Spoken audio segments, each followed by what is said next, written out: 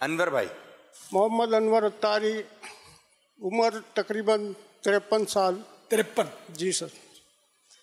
बापा जान, ये आपसे एक सवाल अर्ज करनी थी कि ये जो अक्सर शादी ब्याह में जो घरों में महफिलें होती हैं और जो गैर लोगों की जो रस्में अदा करते हैं, इसमें हमें क्या किरदार अदा करना चाहिए ताकि ये रोक सकें?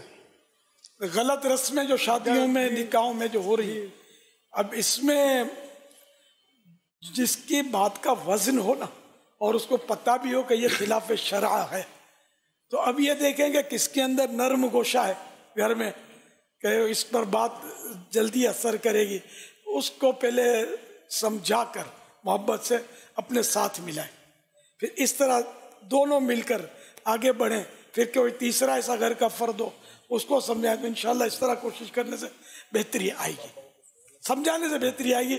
झाड़ने से काम खराब होगा, गुस्सा और दाढ़ फाड़ कर दिया तो काम खराब होगा। समझाएं, वज़क्किर फ़इन्न ज़िक्रा तनफ़उल मुमिनीन, कुरान करीम में, और समझाओ कि समझाना मुसलमानों को फ़ायदा देता है।